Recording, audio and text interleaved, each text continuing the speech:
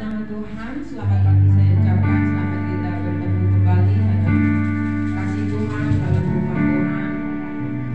Mari kita akan datang kepada Tuhan dengan seluruh hati kita, persembahkan ucapan syukur kita kepada Tuhan. Sebab Dia Tuhan yang layak menerima pujian dan penyembahan kita. Puji nama Tuhan. Haleluya. Haleluya. Puji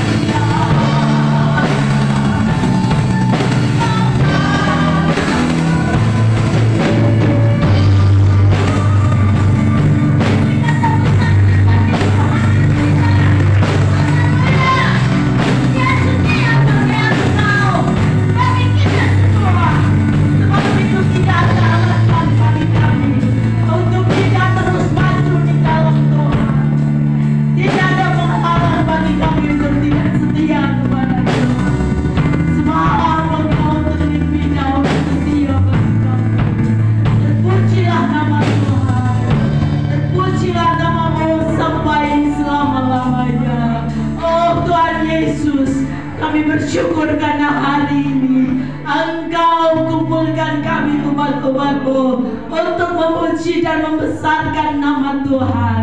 Hanya Engkau yang layak mendapatkan pujian, penghormatan, tepuk tangan dan sorak-sorai kami. Sebab Engkau benar-benar layak untuk kami puji dan kami permuliakan. Puji nama Tuhan. Ibadah ini ada dalam kendali Tuhan.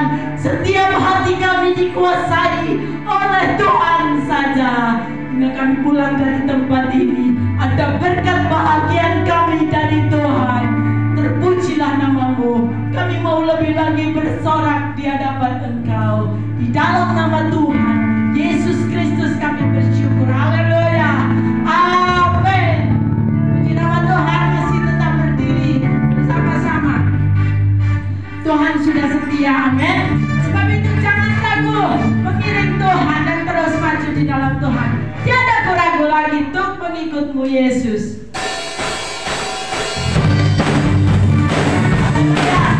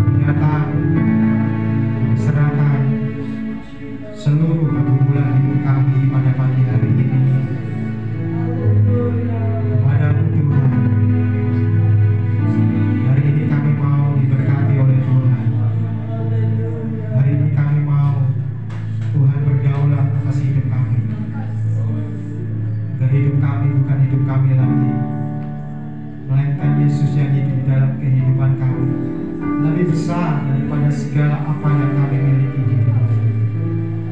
Kuasai kami Tuhan, kuduskan kami semuanya, agar ketika kami mendengar firman Tuhan, kami menjadi orang-orang yang paling berbahagia.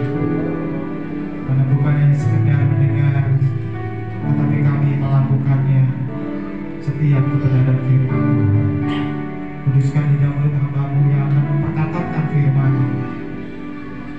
Pinjamlah lidah mulut hamba-Mu ini Tuhan, dan firman-Mu bukan hanya untuk umat-Mu saja yang hari ini boleh ada beribadah di rumah-Mu, tetapi terkhusus buat hamba-Mu secara pribadi, sehingga tidak terkecuali kami semuanya diberkati oleh Tuhan.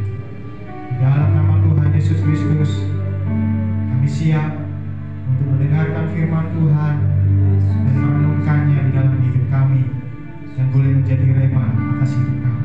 Haleluya, haleluya, amin.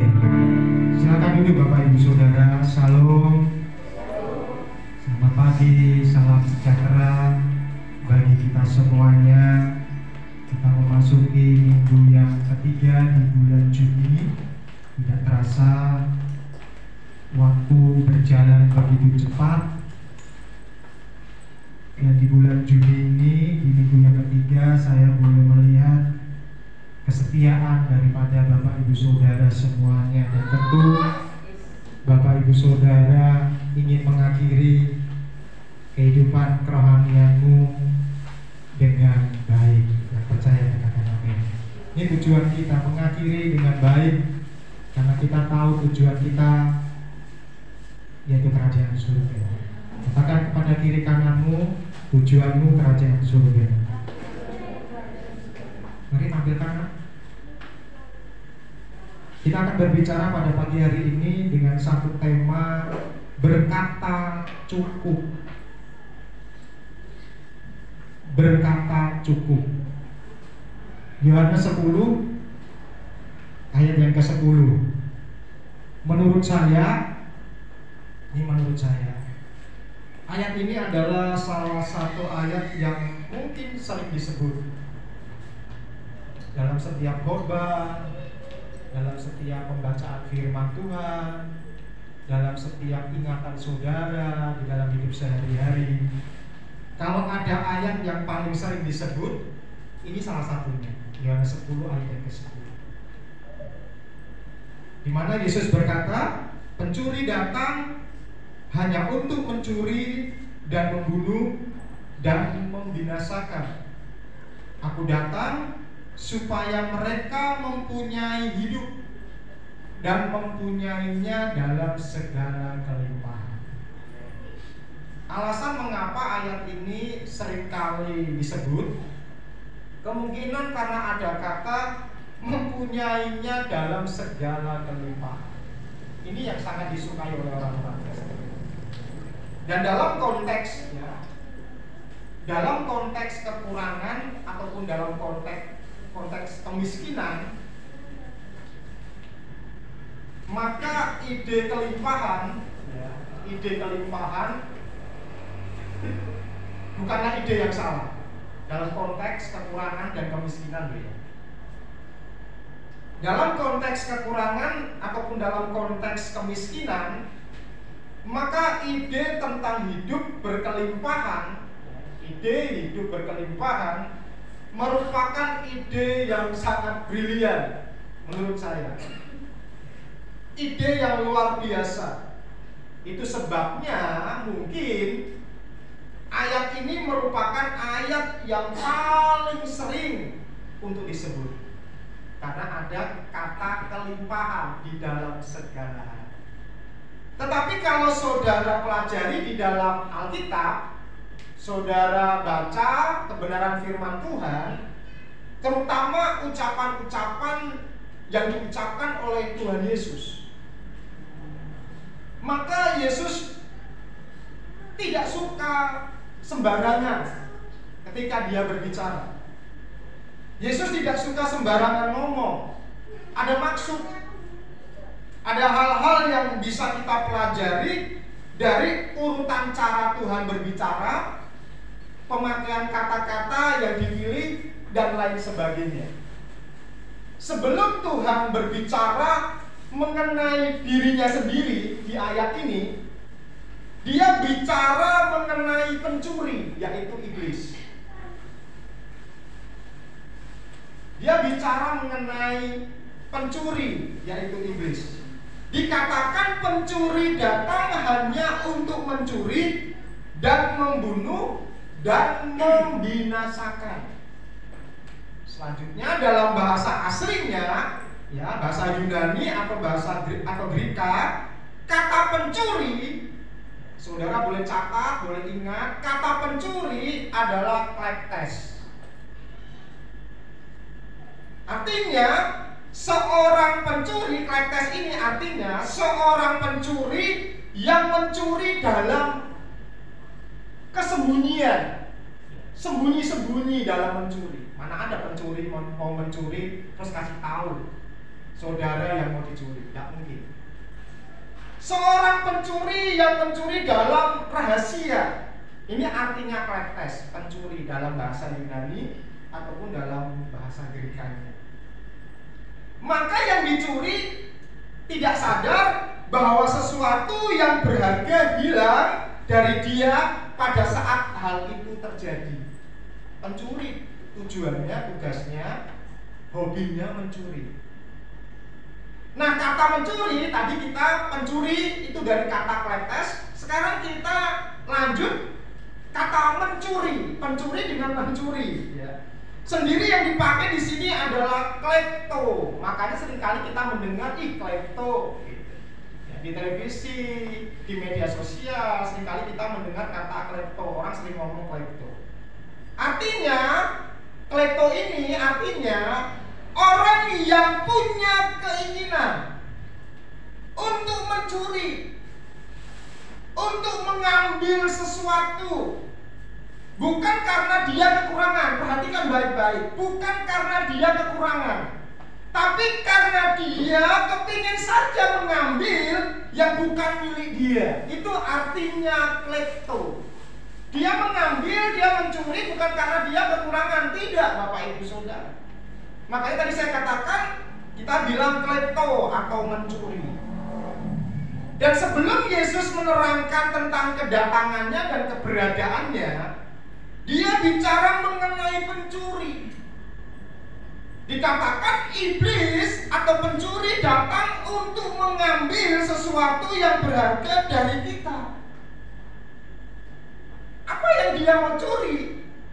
Apa yang iblis mau curi dari kehidupan kita? Selanjutnya, ngikutin saja apa yang saya kalimatkan karena ada di teksnya Om. Apa yang dia curi? Maksudnya apa yang iblis ingin curi dalam kehidupan kita? Yang pertama adalah menurut saya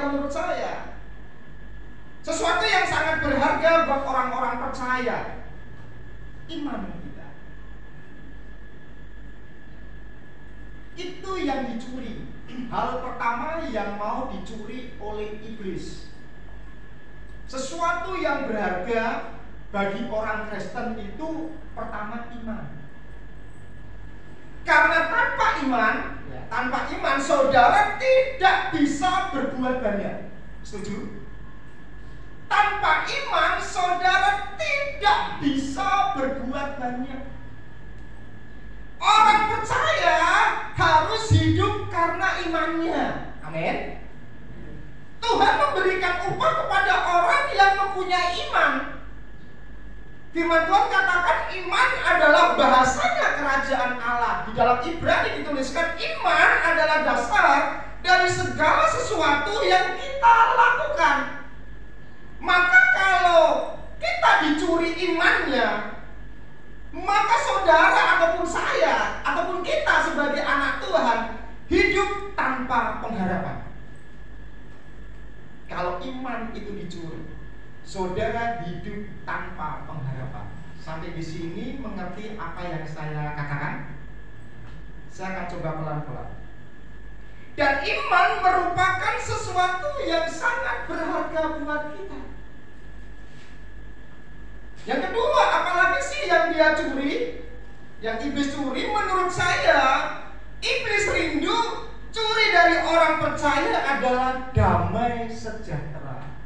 Menurut saya hal yang kedua yang dicuri oleh iblis, pertama iman kita, yang kedua adalah damai sejahtera. Firman Tuhan dikatakan, atau Yesus katakan, damai sejahteraku kutinggalkan bagimu, dan apa yang kutinggalkan tidak seperti dunia berikan kepadamu. Damai sejahtera merupakan suatu alarm, Bapak Ibu Saudara, yang sangat penting dalam kehidupan orang percaya. Damai sejahtera itu merupakan alarm yang sangat penting bagi kita, orang yang percaya kepada Tuhan. Sebab damai sejahtera itu bisa menjadi indikator buat kita untuk menentukan keputusan kita. Betul atau tidak? Setiap kita, ketika kita mau mengambil keputusan apapun, itu salah satu patokannya adalah damai sejahtera di dalam hidup kita, di dalam hati kita. Betul atau tidak? Damai sejahtera itu merupakan salah satu indikator yang dapat membuat kita mengambil keputusan-keputusan. Nah, pada saat kita tidak merasa damai sejahtera, maka kita berhati-hati dan lebih berhati-hati untuk mengambil semua keputusan. Karena kita nggak merasakan damai sejahtera, bagaimana kita bisa mengambil sebuah keputusan yang baik dan yang benar? Kalau damai sejahtera saudara diambil, kalau damai sejahtera kita sebagai anak-anak Tuhan diambil, maka kita hidup dalam kekhawatiran. Kita hidup dalam kekacauan. Dan kita hidup dalam ketakutan. Setuju? Setuju? Saya ulangi, kalau damai sejahtera saudara diambil, dicuri, hidup saudara pasti akan mengalami kekhawatiran. Hidup saudara pasti akan mengalami kekacauan, dan hidup saudara pasti akan mengalami ketakutan. Dan apalagi yang iblis curi dalam hidup kita? Menurut saya yang dia mau curi, yang ketiga adalah sukacita kita. Yang pertama tadi apa? Iman. Yang kedua, damai sejahtera. Yang ketiga, sukacita kita. Karena firman Tuhan katakan, sukacita yang dari Tuhan adalah kekuatanmu.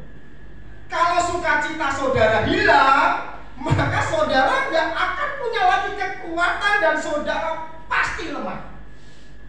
Kalau sukacita itu diambil, saudara hidup akan kehilangan gairah. Dan saudara bisa bayangkan kalau saudara hidup tanpa iman, saudara hidup tanpa pengharapan, saudara hidup tanpa damai sejahtera, basically hidup saudara dalam kekacauan. Hidup saudara dalam kekalutan. Hidup saudara dalam kekhawatiran. Hidup saudara dalam ketakutan. Kemudian tanpa sukacita, saudara hidup dalam tanpa gairah. Maka pada dasarnya kalau ketiga hal ini diambil, dicuri, dan engkau tanpa menyadarinya, ternyata yang ketiga itu sudah hilang dalam kehidupan kita, saudara, game over. Selesai sudah. Sampai di sini mengerti apa yang saya sampaikan? Tanpa pengharapan, ya, penuh kekhawatiran, dalam kebingungan, gak punya gairah, saudara gak akan pernah bisa pergi jauh. Iman saudara gak akan pernah bisa pergi jauh.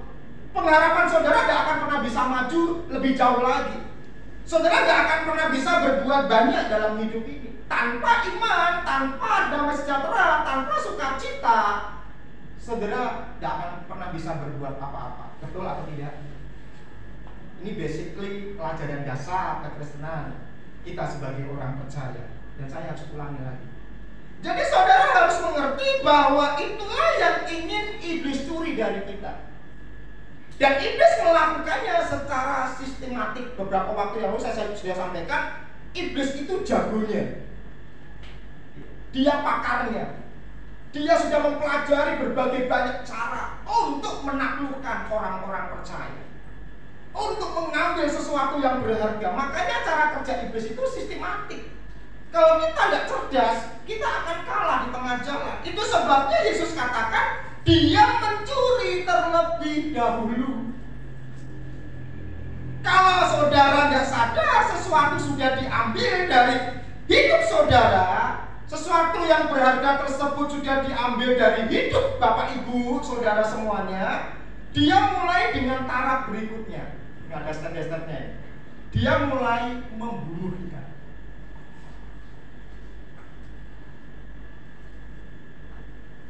Dia mulai membunuh kita. Membunuh di sini dalam bahasa aslinya adalah tuo,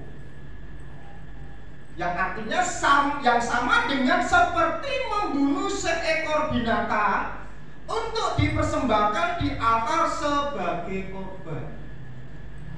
Artinya kalau saudara nggak tahu sesuatu yang berharga sudah dicuri dari hidup saudara, saudara kemudian disudutkan sedemikian rupa sehingga saudara perlu menyerahkan sesuatu yang tadinya berharga buat saudara untuk saudara korbankan.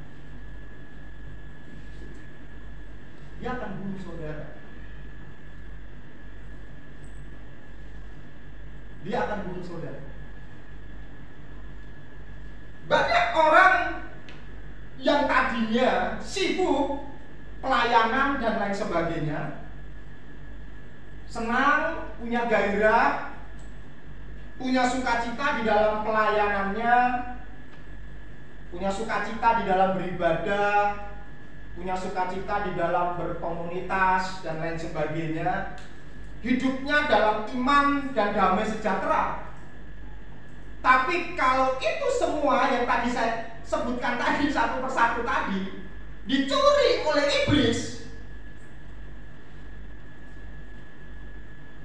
mereka akan kehilangan gairah di dalam pelayanan. Mereka akan kehilangan gairah untuk beribadah, akan kehilangan. Hidup mereka mulai dalam kebingungan. Tadi saya katakan, hidup mereka mulai dalam kekalutan, kekhawatiran, kecemasan. Dan kemudian kalau itu terjadi,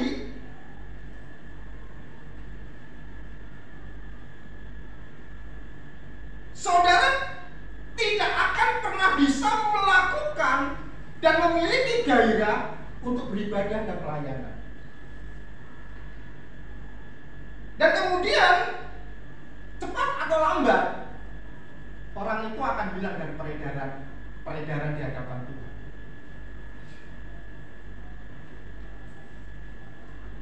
Tapi kalau itu semua dicuri sama iblis di dalam hidup kita, mereka mulai kehilangan gairah dalam pelayanan, mereka mulai hidup dalam kebingungan, dalam kekhawatiran, dalam ketakutan, dan kemudian disibukkan dengan perkara-perkara yang lain di luar. Biasanya iblis itu melakukan seperti itu.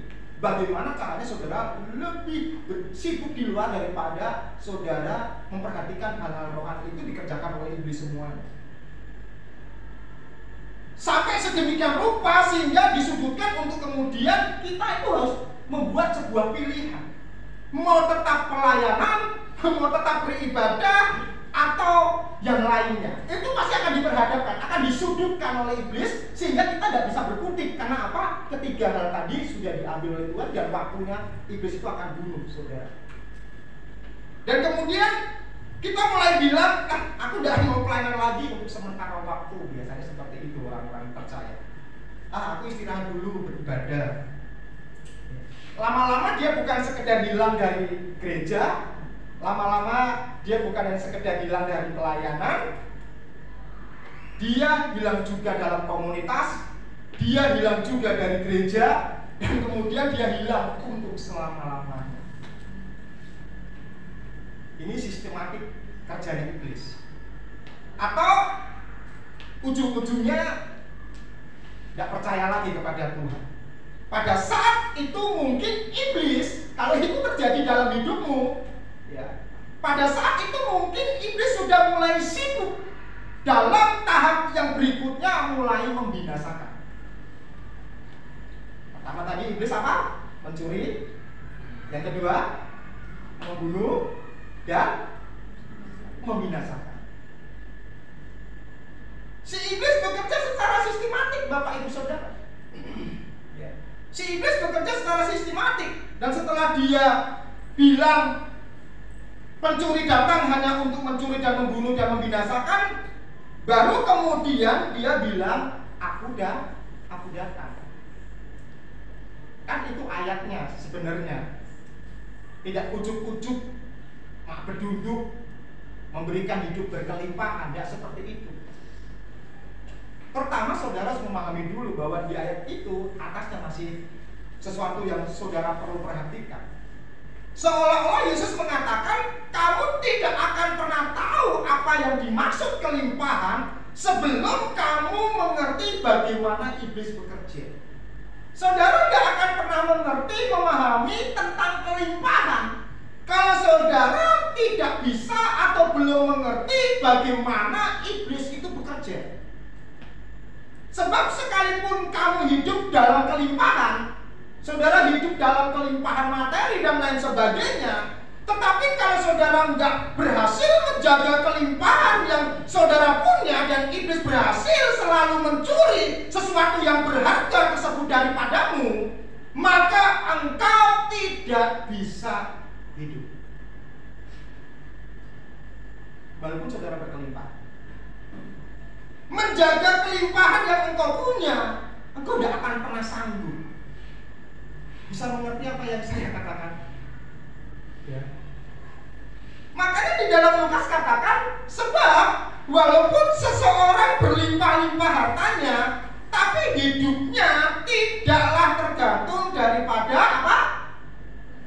Kekayaannya itu. Firman Tuhan katakan ya.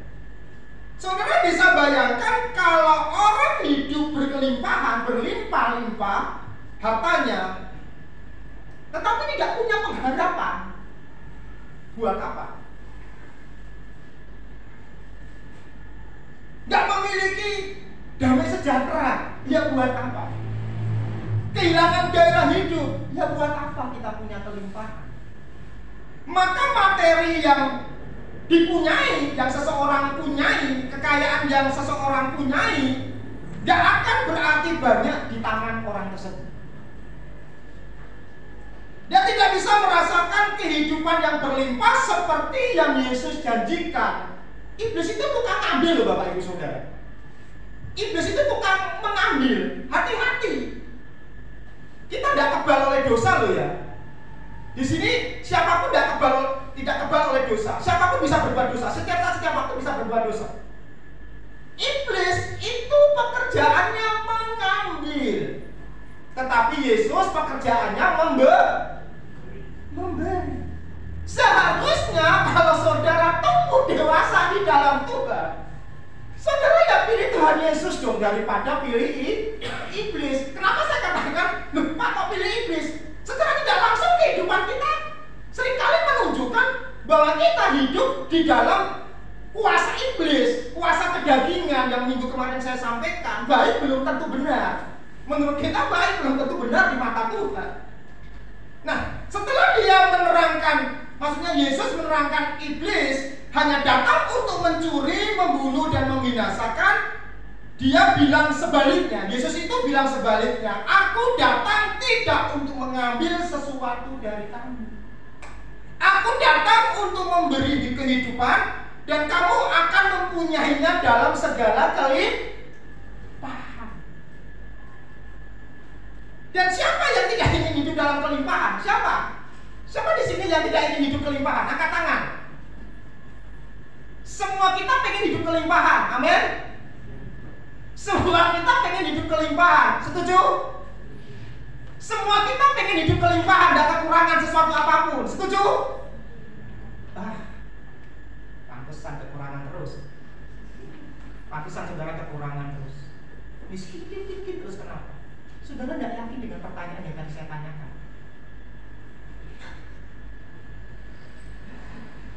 Siapa yang tidak ingin hidup dalam kelimpahan? Setiap kita, termasuk pendeta sekalipun, juga pengen hidup berkelimpahan. Semuanya setuju ingin hidup berkelimpahan? Setuju? Katakan kepada diri kananmu, jangan munafik lo ya. Ayo katakan.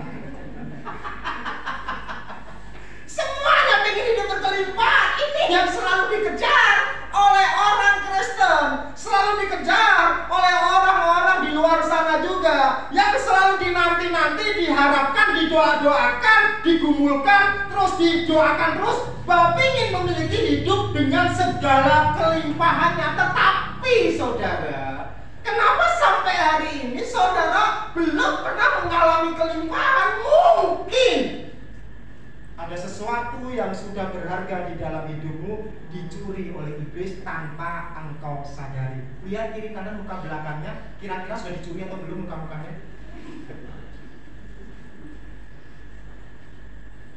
Seringkali ada banyak orang, ada banyak kita anak-anak Tuhan yang mengaitkan kelimpahan yang dimaksud di sini dengan kelimpahan materi atau uang. Apakah benar kelimpahan yang dimaksud Tuhan Yesus hanyalah sekedar materi atau uang? Saya nggak mau berdebat dalam soal ini, Bapak Ibu Saudara. Tetapi ada yang sedemikian rupa percaya sehingga mereka bilang, aku ini sudah hidup di dalam Tuhan, aku sudah rajin ke gereja, aku sudah percaya sama Tuhan Yesus dan menerima Tuhan Yesus sebagai Tuhan dan Juru Selamat. Tetapi kenapa hidupku selalu berkekurangan? Kenapa hidupku selalu tidak punya uang? Kenapa hidupku selalu susah? Pernah itu muncul dan keluar dari mulutmu? Kenapa saya sudah doa pagi, siang, sore, malam, bahkan puasa, tidak makan, tidak minum 30 hari, 30 malam, tetap datang limpah-limpah? Pernah? Ada hal yang berharga yang sudah dicuri dari hidup. Menurut saya ya, lepas daripada apa yang dimaksud, apakah yang dimaksud hanyalah materi atau uang, tetapi yang lebih penting buat kita harus mengerti terlebih dahulu kata kelimpahan ini. Kita harus mengerti dulu, memahaminya, sehingga saudara tidak salah di dalam menafsirkan kebenaran firman Tuhan.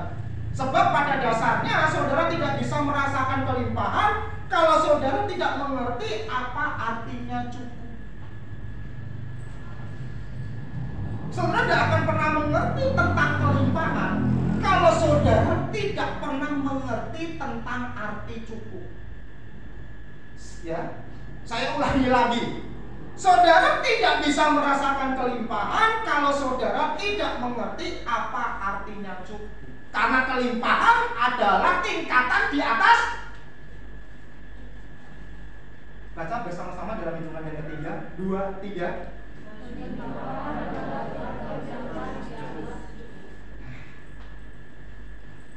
Saudara tidak pernah merasa kelimpahan atau merasa punya berlimpah kalau saudara tidak mengenal kata cukup. Kata cukup menurut saya ini cukup interesting karena cukup merupakan sebuah keputusan. Perhatikan ya, cukup merupakan sebuah keputusan yang harus diambil dan bukanlah suatu keputusan yang mudah untuk diambil, terutama kalau saudara sedang merasakan kenikmatan, saudara sedang mengalami keuntungan besar, saudara sedang mengalami sesuatu yang baik-baik saja. Saudara tidak akan pernah bisa mengambil keputusan cukup ketika saudara mengalami kenikmatan dan keuntungan besar. Pada saat saudara sedang menikmati sesuatu keuntungan atau saudara sedang merasakan kenikmatan yang luar biasa, maka sulit untuk saudara berkata cukup. Sulit, Bapak Ibu Saudara. Itu sebabnya orang yang bisa berkata cukup, orang yang bisa berkata cukup atau mengambil keputusan cukup adalah orang yang dewasa. Orang yang mempunyai penguasaan diri, orang yang memiliki disiplin tinggi, atau dalam bahasa Alkitabnya, orang yang berhasil menguasai kedagingannya. Yang setuju katakan amin. Kenapa saya katakan bahwa orang dewasa yang bisa berkata cukup? Dan kalau saya bilang dewasa bukan berarti umur, karena kedewasaan seseorang tidak ditentukan oleh umurnya. Tapi kalau kita perhatikan anak-anak kecil ya, mungkin saudara punya anak-anak yang umurnya 2, 3, 4, atau 5 lah. Ketika mereka sedang makan gulali, mengerti ya, tahu ya gulali ya? Yang bisa warnanya pink, hijau, kuning, putih gitu. Ya, mereka sedang lagi asik-asiknya makan gulali, enak ini. Saudara tiba-tiba bilang stop. Marah nggak Tuhan? Marah nggak anak saudara? Marah dong, lagi enak-enak menikmati gulali dengan belepotan itu enak sekali. Saudara sebagai orang tuanya bilang berhenti, sudah cukup. Anak itu akan marah, mama jangan, papa jangan, berontak dia. Karena apa? Dia masih anak-anak. Dia belum pernah mengerti kata cukup.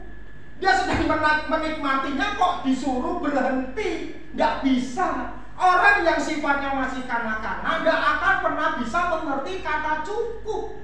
Kalaupun disuruh dia nggak akan mau dan dia akan berontak. Berbeda kalau saudara punya anak, ya, dia lagi makan gulali tiba-tiba, udah lah cukuplah. Itu anak yang luar biasa. Udah lah, kelihatannya saya cukup makan gulali mah. Jarang anak-anak akan berkata seperti itu. Sulit buat kita untuk berkata cukup pada saat kita sedang menikmati, betul? Pada saat kita sedang on fire, pada saat kita sedang menghina keberkatan ini, disuruh berhenti. Tidak akan pernah ada seorang pun yang mau karena sedang menikmatinya. Bukanlah suatu hal yang mudah untuk mengambil keputusan tersebut. Saya mau kasih tahu kepada saudara, sulit buat kita dapat menjadi seorang pemberi kalau kita tidak merasa cukup. Dan saya pikir ide kelimpahan yang dijanjikan oleh Tuhan maksudnya adalah supaya kita bisa jadi seorang yang bermurah hati. Orang yang tidak bisa berkata cukup, dia akan hidup untuk dirinya sendiri. Dia tidak akan memiliki kemurahan hati di dalam hidupnya. Dia tidak akan pernah bisa belajar untuk memberikan kenikmatan yang dia nikmati buat orang lain. Makanya kalau apa yang saya renungkan, sulit buat kita untuk menjadi seorang pemberi kalau kita tidak merasa cukup. Dan saya pikir ide kelimpahan yang dijanjikan oleh Tuhan tadi di dalam Yohanes 10 ayat 10 tadi, supaya kita bisa jadi seorang yang bermurah hati, supaya kita bisa menjadi seorang yang suka memberi. Karena Yesus berkata, terlebih bahagia memberi daripada menerima. Itu hukum firman Tuhan. Sampai di sini mengerti apa yang saya maksud? Ya, jangan memiliki pemikiran konotasi negatif. Oh, ini soal memberi ya. Ini hanya sepintas saja keluar, ya. Tapi intinya bukan memberi. Tapi itu tujuannya di situ. Bahagia itu ada pada saat saudara bisa memberi dan bukan pada saat saudara menerima. Terlebih bahagia memberi daripada menerima, itu yang dimaksud oleh firman Tuhan. Jadi saudara tidak bisa menjadi pemberi, saudara tidak bisa memiliki kemurahan hati kalau saudara tidak pernah merasa cukup. Dan banyak orang berpikir seperti itu. Buat gue saja tidak cukup kok, masa mau kasihkan untuk orang lain. Buat makan sehari-hari aja tidak cukup kok, masa untuk ngisi gereja. Buat saya aja nggak cukup kok, ya, masa saya harus bagi-bagi sama orang yang ada di sekeliling saya. Pernah kan muncul terbesit perkataan itu muncul di dalam hati dan pikiranmu? Pernah? Ya. Jadi saudara belum pernah mengerti arti kata cukup. Dan ada berapa banyak di antara kita punya mindset, punya pemikiran seperti itu. Buat saya sendiri saja tidak cukup, bagaimana saya bisa memberi sama orang lain untuk orang lain? Sebetulnya masalahnya adalah di kata cukup, Bapak Ibu Saudara. Masalahnya adalah di kata cukup itu sendiri yang tidak mampu untuk diambil, keputusan yang tidak mampu untuk dilakukan. Dan saudara juga tidak bisa menjadi seorang pemberi kalau saudara merasa takut kekurangan. Padahal Yesus mengajarkan kepada kita di dalam Lukas pasal yang ke-6 ayat yang ke-38, berilah dan kamu akan diberi, suatu takaran yang baik, yang dipadatkan, yang digoncang, dan yang tumpah keluar akan dicurahkan ke dalam ribamu. Perhatikan kalimat yang terakhir ini. Sebab ukuran yang kamu pakai, perhatikan ini kalimat ini. Sebab pemberian yang kamu berikan, bahasa kasarnya seperti itu. Sebab kemurahan hati yang kamu lakukan untuk mengukur akan diukurkan kepadamu. Sampai di sini mengerti apa yang saya katakan? Sebab ukuran yang saudara pakai untuk mengukur akan diukurkan kembali kepadamu. Kalau saudara hitung-hitungan dengan Tuhan, saudara akan dihitung, Tuhan juga akan hitung-hitungan dengan saudara. Jadi kita tidak mungkin bisa menjadi seorang pemberi, atau sulit buat kita untuk bisa menjadi seorang pemberi kalau kita nggak pernah bisa merasa cukup. Pertanyaan saya, apakah saudara mampu untuk berkata cukup? Sebab kalau saudara nggak mampu untuk berkata cukup, saudara nggak akan pernah bisa memberi. Dan keputusan untuk berkata cukup ini sangat sulit. Saya mengerti semakin sulit untuk diambil kalau kita sibuk membandingkan apa yang kita punya dengan apa yang orang lain punya. Kalau kita sibuk membandingkan apa yang kita punya dengan orang lain punya, terus kita membandingkan dengan apa yang dicapai orang dengan apa yang kita capai. Kalau kita sibuk membandingkan kemana orang lain pergi liburan, terus kita di posisi yang mana. Dan di zaman sekarang ini semakin sulit lagi dengan adanya media sosial. Saya nggak pernah melarang itu semuanya, tetapi kalau saudara nggak bisa menguasai diri, saudara terjebak di dalam perbandingan. Ini yang membuat saudara nggak pernah bisa berkata cukup. Saudara mulai membandingkan apa yang sudah dicapai saudara dengan apa yang sudah dicapai oleh orang lain. Apa yang sudah dicapai oleh gereja lain, apa yang sudah dicapai oleh gereja kita. Seringkali kita membanding-bandingkan ini. Seringkali kita membanding-bandingkan, wih program gereja sana oke, program gereja kita nggak oke. Wih pendeta di sana ini oke nih, pendeta kita yang nggak oke. Saudara mulai membandingkan apa yang dicapai oleh teman saudara dan apa yang saudara capai, apa yang dipunya teman saudara dan apa yang saudara punya, kemana dia pergi, kita pergi kemana. Dan kalau saudara tidak bisa menguasai diri saudara, maka saudara akan iri hati. Kalau saudara tidak bisa berkata cukup dan saudara membandingkan hidup tetangga saudara, membandingkan hidup teman saudara, kok kelihatannya mereka lebih pencapaiannya lebih besar daripada kita akan menjadi orang yang iri hati dengan cepat. Dan media sosial sekarang ini memungkinkan kita untuk bisa mengintip hidup orang lain. Media sosial ini sarana untuk kita bisa ngintip kehidupan tetangga kita. Media sosial ini sarana untuk kita bisa mengintip kehidupan status derajat orang lain. Ya, sembari kita di kamar kita makan kentang goreng, kita bisa mengintip tuh hidup seseorang. Terus kita membanding-bandingkannya. Aduh. Kita membanding-bandingkan dengan pendapatan kita. Kita membanding-bandingkan dengan pencapaian kita. Dan itu yang akan membuat saudara menjadi orang yang iri hati dengan cepat. Kita melihatin kehidupan orang, kemana dia pergi, kemana mereka berada, apa yang dia sudah capai, kemudian kita iri karena kita membandingkan diri kita dengan orang lain. Maka akan semakin sulit buat saudara untuk merasa cukup dalam hidup ini. Makanya banyak orang Kristen yang gagal. Fokusnya kalau ikut Tuhan itu pasti banyak duitnya. Doa ini dijawab, besok muncul berkatnya. Tidak seperti itu Bapak Ibu Saudara. Saya tidak melarang untuk saudara menjadi yang terbaik. Saya tidak pernah melarang. Saya mendukung saudara untuk menjadi yang terbaik. Saya tidak melarang saudara mengejar cita-cita saudara setinggi mungkin. Silakan Bapak Ibu Saudara. Silakan saudara mencapai cita-citamu setinggi mungkin. Saudara mencapai pekerjaanmu setinggi mungkin. Engkau mencapai target setinggi mungkin. Silakan. Tapi pada saat atau suatu saat saudara harus berani untuk berkata cukup.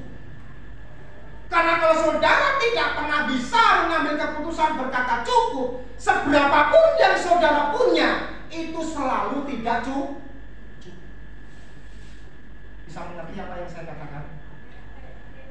Seperti olahragawan, pemain sepak bola, tinju, ataupun dan sebagainya. Ketika mereka sudah mencapai karir yang tinggi, ada kan tiba-tiba dia menggantungkan ya sepatu sepak bolanya, dia mengambil pensiun. Padahal dia ada di puncak karir yang tinggi. Wah, tiba-tiba dia mengambil keputusan untuk pensiun, untuk berhenti, untuk rehat, untuk mengatakan cukup ini sudah cukup buat saya. Aku akan menikmati itu. Tapi ada juga yang sudah merasa karirnya tinggi, dia tidak puas, dia sedang menikmati karirnya, dia sedang menikmati ketenarannya, menikmati harta bendanya, orang puja-puja, dia menikmatinya. Dia tidak pernah punya kemampuan untuk mengatakan cukup, sehingga ketika sesuatu terjadi nanti dia jatuhnya lebih dalam lagi dibandingkan ketika seseorang yang sudah mencapai titik karirnya yang tinggi, dia tiba-tiba mengatakan cukup dan mengambil keputusan yang baik. Makanya Ibrani 13 ayat yang kelima mengatakan, janganlah kamu menjadi hamba uang, dan cukupkanlah dirimu dengan apa yang ada padamu, karena Allah telah berfirman, aku sekali-kali tidak akan membiarkan engkau, dan aku sekali-kali tidak akan meninggalkan engkau. Sebab itu dengan yakin kita dapat berkata, Tuhan adalah penolongku, aku tidak akan takut. Apakah yang dapat dilakukan manusia terhadap aku? Saya mau katakan, cukupkan dirimu dengan apa yang ada. Amin. Cukupkan dirimu dengan apa yang ada. Itu firman Tuhan katakan loh Bapak Ibu Saudara. Itu firman Tuhan tuliskan. Tapi saudara, saya mempelajari ini bahwa saya pelajari ini, penyesalan biasanya datang setelah kehilangan kesempatan untuk mengambil keputusan berkata cukup. Sekali lagi saya ulangi, penyesalan biasanya datang setelah kita kehilangan kesempatan untuk mengambil keputusan berkata cukup. Berapa banyak dari saudara yang mengalami ini? Sudah seharusnya saudara bilang cukup, kepingin bilang cukup, tapi tak kuasa untuk mengeluarkan, untuk mengambil keputusan hal tersebut. Jadi kunci untuk mendapatkan kehidupan dalam segala kelimpahan, ini kuncinya. Kunci untuk mendapatkan kehidupan dalam segala kelimpahan adalah belajar untuk berkata cukup. Amin. Engkau akan mengalami sukacita, engkau akan mengalami damai sejahtera, engkau akan mengalami kegirangan, dan engkau akan mengalami sebuah kenikmatan di dalam Tuhan. Ini kunci bahagia. Kunci bahagia dan kunci untuk mendapatkan kelimpahan di dalam segala hal adalah saudara belajar untuk berkata cukup. Kalau saudara merasa berkecukupan, maka saudara mudah untuk bisa mengucap syukur. Ini Bapak Ibu Saudara. Namun kalau kita selalu merasa kekurangan, maka saya nggak heran kalau saudara sulit untuk mengucap syukur. Bahkan mudah buat saudara untuk terus mengeluh tentang kehidupan. Karena apa? Nggak merasa cukup, masih kurang dan masih kurang. Itu yang membuat saudara tidak bisa mengucap syukur dengan apa yang sudah Tuhan berikan saat ini buat saudara. Makanya kunci kebahagiaan untuk mendapatkan kelimpahan di dalam segala hal, saudara harus bisa mengambil keputusan dan berkata cukup. Di situ saudara akan menemukan kebahagiaan. Demikian juga dalam ibadah. 1 Timotius pasal yang ke-6 ayat yang ke-11, ayat ke-6 sampai 11, Paulus kasih nasihat kepada Timotius, dikatakan seperti ini. Memang ibadah itu kalau disertai rasa cukup memberi keuntungan besar. Sebab kita tidak membawa sesuatu apa ke dalam dunia, dan kita pun tidak membawa apa-apa keluar. Asal ada makanan dan pakaian, Timotius katakan. Asal ada makanan dan pakaian, Timotius katakan cukuplah. Perhatikan, orang tidak merasa puas diri, membandingkan hidup kita dengan orang lain, membandingkan keberadaan orang lain dengan kita, dan kita merasa kita merasa kekurangan terus, merasa miskin terus, ya, merasa tidak berdaya terus. Perhatikan ayat yang ke-9. Tetapi mereka yang ingin kaya tidak salah loh ya kata firman Tuhan. Karena Tuhan akan menjadikan engkau pribadi yang berkelimpahan. Kaya itu tidak salah. Tetapi yang salah seperti ini. Tetapi mereka yang ingin kaya terjatuh ke dalam pencobaan, ke dalam jerat, dan ke dalam berbagai-bagai nafsu yang hampa dan yang mencelakakan, yang menenggelamkan manusia ke dalam keruntuhan dan kebinasaan. Ini yang menyebabkan saudara tidak pernah mengalami rasa cukup. Ayat yang ke-10. Karena akar segala kejahatan ialah cinta uang. Saudara tidak salah punya uang, tetapi saudara jangan cinta uang. Saudara tidak salah hidup berkelimpahan, tidak salah. Korek, silakan kejar itu. Tetapi saudara harus bisa berkata cukup dan selalu bisa mengucap syukur dengan apa yang saudara miliki saat ini. Sehingga ketika saudara nanti dipercayakan berkat yang berlimpah-limpah, kekayaan yang berlimpah-limpah, saudara tetap mengasihi Tuhan dan tidak cinta dengan kelimpahan itu. Sampai di sini mengerti apa yang saya katakan? Ya. Karena akar segala kejahatan ialah cinta uang. Sebab oleh memburu uanglah beberapa orang telah menyimpang dari iman dan menyiksa dirinya dengan berbagai-bagai duka. Ayat 11. Tetapi engkau, hai manusia Allah, kita ini manusia Allah, jauhilah semuanya itu. Baca bersama-sama 2 dan 3. Kejarlah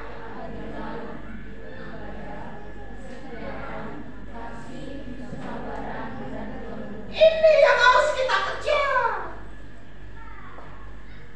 Keadilan, ibadah, kesetiaan, kasih, kesabaran, dan kelemah lembutan. Maka ketika engkau kejar ini, kelimpahan akan mengejar engkau. Kelimpahan akan mengejar engkau. Hasil sawitmu akan mengejar engkau. Hasil emasmu akan mengejar engkau. Hasil naik pangkat akan mengejar. Tidak kata amin? Amin. Saudara tidak mau dikejar oleh kebajikan dan kemurahan dan kemuliaan Tuhan? Tidak mau dikejar-kejar itu? Ya mau dong, kebajikan dan kemuliaan selalu mengikutiku. Akan dikejar, bukan kita yang mengejar-kejar itu, tapi semuanya itu kita kejar, sehingga kebajikan dan kemuliaan itu akan mengejar kita. Saudara sulit untuk belajar atau mempunyai kelimpahan kalau saudara tidak bisa berkata cukup. Yesus katakan, aku datang supaya mereka mempunyai hidup dan mempunyainya dalam segala kelimpahan. Dan yang menarik adalah dalam Yohanes pasal yang ke-14, saya tidak ada di dalam teks di depan saudara, ayat yang ke-6, dia katakan, akulah jalan dan kebenaran dan hidup. Tidak ada seorang pun yang datang kepada Bapa kalau tidak melalui kejar. Jalan yang saudara tempuh ini loh, kebenaran dan hidup. Dia yang punya segala kelimpahan, kejar yang punya kelimpahan, jangan kejar yang hal-hal kelimpahannya itu. Kalau saudara kejar kelimpahan-kelimpahannya, saudara tidak akan pernah bisa mendapatkannya, sehingga saudara tidak akan pernah bisa berkata cukup, dan saudara tidak akan pernah bisa mengucap syukur, dan saudara tidak akan pernah bisa hidup diberkati oleh Tuhan. Karena apa? Engkau salah target, tujuanmu salah. Seharusnya engkau cari jalan kebenaran dan hidup. Siapa? Tuhan Yesus. Jadi sebetulnya menurut saya yang dia maksud adalah bahwa Yesus telah hidup. Pada saat kamu menerima Yesus, pada saat kamu menerima Dia sebagai Tuhan dan Juru Selamat, kamu menerima segala kelimpahan. Dan kita perlu sadar bahwa sumber kehidupan kita itu adalah Tuhan Yesus. Perhatikan itu. Sumber kehidupan kita itu adalah Tuhan Yesus. Sehingga pada saat saudara mempunyai Kristus, saudara memiliki Tuhan Yesus, pada dasarnya saudara mempunyai semuanya yang saudara punyai, baik janji Tuhan maupun kerajaan surga, hidup kekal selama-lamanya. Amin. Pada dasarnya saudara mempunyai semua kelimpahan yang dimaksud oleh firman Tuhan. Jadi bisakah kita semua berkata Kristus adalah cukup buat saya? Bisa katakan? Kalau Kristus itu cukup buat kita? Ya. Makanya firman Tuhan katakan di dalam Filipi, ya. Ini ayat favorit saya ketika saya sekolah Alkitab sampai hari ini masih ada. Kukatakan ini bukanlah kekurangan. Perhatikan ya, kalau saya khotbah seperti ini bukan berarti saya itu kekurangan, minta-minta untuk diberkati. Tidak. Saya ingin saudara itu diberkati supaya hidupnya tidak susah terus. Setuju? Saya ini kan gembala, mentor rohani di dalam gereja ini, pengajar, dosen kalian di dalam gereja ini. Saya ingin dong mahasiswa-mahasiswa saya hidup berkelimpahan, hidup menurut jalan kebenaran firman Tuhan. Itu yang saya dorong. Kenapa saya katakan seperti itu? Supaya saudara tahu bahwa apa yang saya khotbahkan ini sebelum saudara alami, saya itu sudah mengalami terlebih dahulu. Dan saya bagikan berkat ini buat saudara. Kukatakan ini bukanlah karena kekurangan. Rasul Paulus katakan, sebab aku telah belajar mencukupkan diri dalam segala keadaan. Aku tahu apa itu kekurangan. Aku tahu apa itu kelimpahan. Dalam segala hal dan dalam segala perkara tidak ada sesuatu yang merupakan rahasia bagiku, baik dalam hal kenyang maupun dalam hal kelaparan, baik dalam hal kelimpahan maupun dalam hal kekurangan. Segala perkara dapat kutanggung di dalam yang memberi kekuatan kepada kita. Kristus cukup buat kita. Yang setuju katakan amin. Tetapi saudara harus tahu, Rasul Paulus mengajarkan, aku tahu apa itu kekurangan, aku tahu apa itu kelimpahan. Di dalam segala hal aku tahu dan aku sudah mengalaminya. Dan di dalam segala hal Allah turut bekerja di dalam segala perkara. Maka segala perkara dapat kutanggung di dalam Dia yang memberikan kekuatan kepada. Saya akan tutup di dalam Roma pasal 15 ayat yang ke-13. Saya akan tutup. Perhatikan ayat ini. Perhatikan ayat ini. Bawa pulang ke rumahmu saudara. Bawa pulang ke dalam ruang mahasucimu, di mana Roh Kudus tinggal di dalam hidupmu. Semoga Allah, sumber pengharapan, memenuhi kamu dengan segala sukacita dan damai sejahtera dalam iman kamu, supaya oleh kekuatan Roh Kudus kamu berlimpah-limpah dalam pengharapan. Di sini tidak ditulis berlimpah-limpah uang. Di sini tidak ditulis berlimpah-limpah, wih harta benda lebar. Berlimpah-limpah pengharapan. Tapi yang saudara harus miliki yaitu sukacita, damai sejahtera. Jangan sampai itu diambil oleh iblis. Jangan sampai sukacita, damai sejahteramu dicuri oleh iblis. Atau seringkali saudara tidak menyadari bahwa sesuatu harta yang tak ternilai di dalam hidupmu sudah diambil oleh iblis. Sehingga ketika engkau mulai rasa marah sama Tuhan, malas untuk berdoa, malas untuk baca Alkitab, malas untuk memuji Tuhan, malas untuk melayani Tuhan, malas untuk beribadah, saya jamin dan saya pastikan ketiga hal itu sudah dicuri iblis dalam hidup. Bagaimana cara mengembalikannya? Kembali kepada firman Tuhan. Yang percaya katakan, kembali kepada firman. Kembali firman Tuhan tadi katakan, akulah jalan, kebenaran dan hidup. Tidak ada seorang pun yang bisa sampai ke surga tanpa melalui Kembali lagi ke jalan yang benar. Kembali lagi ke jalan yang benar. Di situ engkau akan dikembalikan, akan diberikan kembali sukacita dan sejahtera dan lain sebagainya, bahkan imanmu, supaya engkau berlimpah-limpah di dalam pengharapan, di mana Roh Kudus yang tinggal di dalam hatimu itu yang akan menggerakkan hidup kita.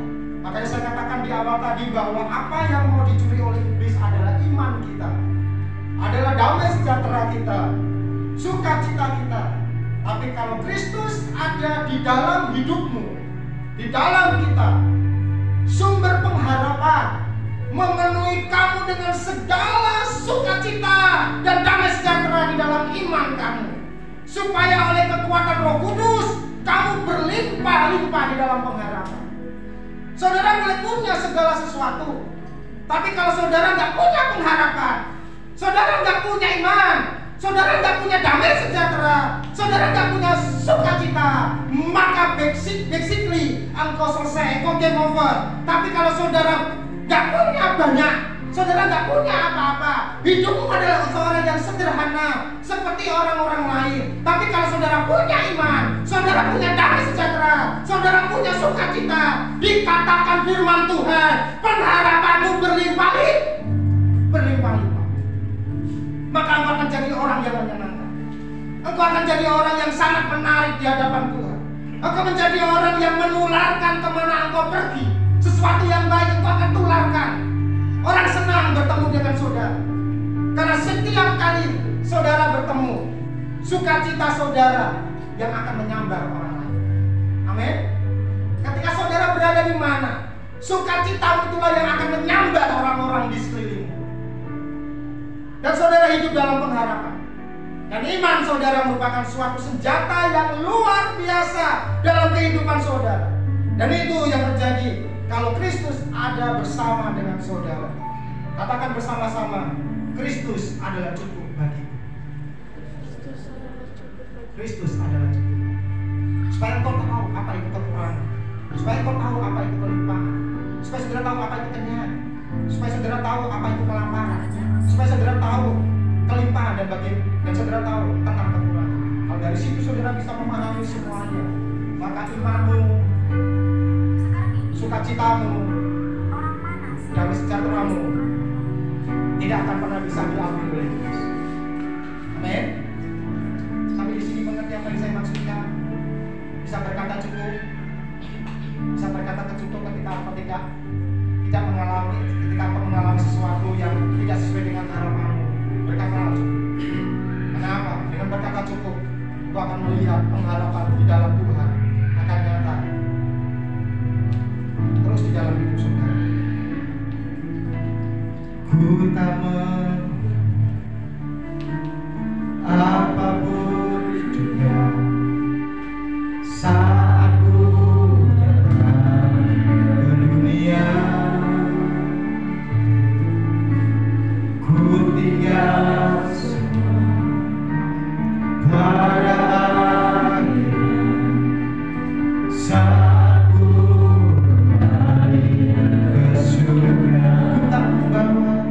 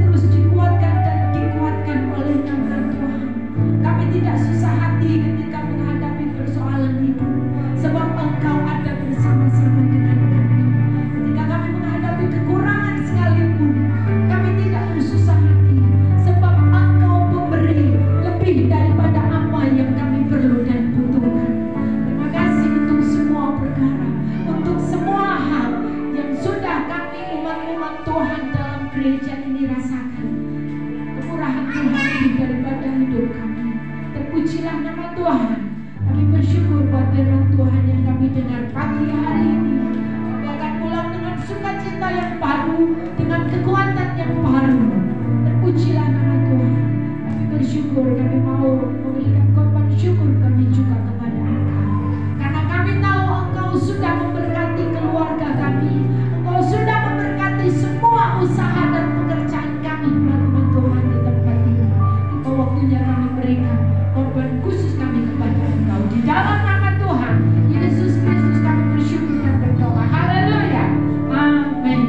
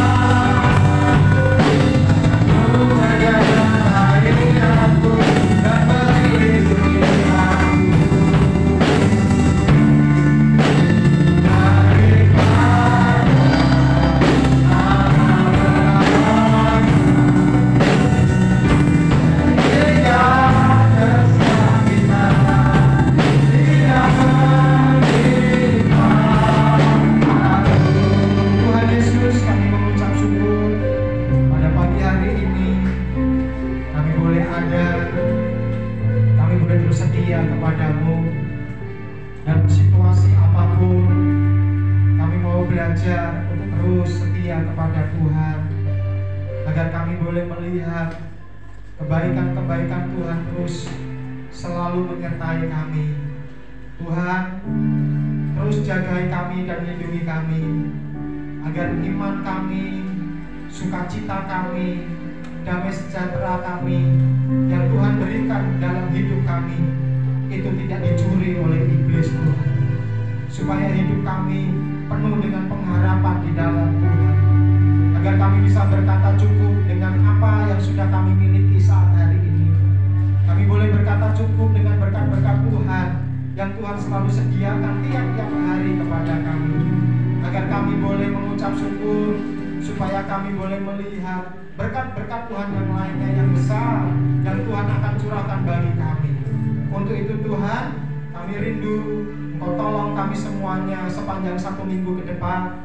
Engkau memberkati setiap keberadaan jemaat-jemaat-Mu di tempat ini, besar kecil, tua ataupun muda, bagi anak-anak kami yang hari-hari ini sedang mempersiapkan untuk ke sekolah yang lebih tinggi lagi, ke jenjang yang lebih tinggi lagi, bahkan sampai ke perguruan tinggi, tentu memerlukan banyak biaya. Tuhan, kami berdoa kiranya Engkau memberkati setiap orang tua mereka. Engkau memberkati jemaat-jemaat Tuhan, supaya ketika anak-anak mereka naik pendidikan lebih tinggi lagi, berkat Tuhan ada buat mereka semuanya. Anak-anak mereka bisa mencapai cita-citanya setinggi langit. Engkau memberkati setiap rumah tangga daripada jemaat-jemaat Tuhan di tempat ini. Di dalam rumah tangga mereka Engkau hadir, Tuhan. Engkau turut bekerja, Engkau berikan sukacita, damai sejahtera, keharmonisan buat mereka semuanya, sehingga tidak ada perceraian di antara mereka. Hidup mereka sampai selama-lamanya, sampai maut memisahkan mereka. Dan nama Tuhan dipuji, dipermuliakan. Berkati usaha pekerjaan mereka, Tuhan, baik mereka yang memiliki perkebunan, baik mereka yang menjadi pegawai, baik mereka yang menjadi ASN, baik mereka yang memiliki toko, baik mereka yang menjadi wira swasta.